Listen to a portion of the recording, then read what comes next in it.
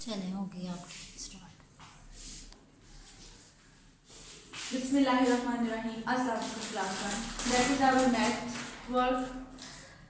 Math का आपका topic है word problem of add. Our question is Saima buys 10 chocolates and 7 cupcakes.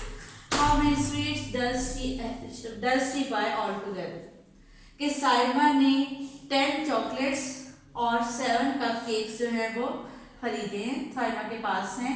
How many sweets does she buy all together? तो आपने बताने हैं टोटल 10 और 7 टोटल मिलाकर उसके पास कितनी स्वीट्स हो गई हैं, ये आपने बताना है। ठीक है, अब देखिए सबसे पहले आपके पास फर्स्ट नंबर क्या है, 10 कि साइमा ने 10 चॉकलेट्स खरीदी हैं।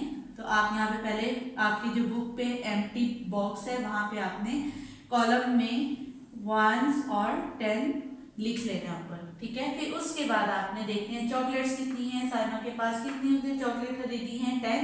Now you will write here 10। और उसके बाद उसने कपकेक्स कितने खरीदे हैं, 7। Now you will write here 7। अब आपने क्या बताना है कि how many sweets does she buy all together? All together mean होता है सारे मिलाकर। तो आपने बताना है कि इनके पास टोटल कितनी हुई। जब हम सबको मिलाते हैं तो हम मिलाने का मतलब होता है कि ऐड करना, कि उसको प्लस करें, जमा करें।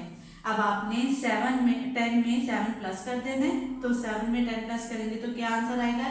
इसके लिए चाहे तो आप लाइन स्ट्रो कर लें, ऊपर पहले 10 लाइन स्ट्रो करें, 1 2 3 4 5 6 7 8 9 10. After then you will draw the 7 lines, 1 2 3 4 5 6 7. Then you will count them, 1 2 3 4 5 6 7 8 9 10 11 12 13 14 15 16 and 17. Our answer will be 17.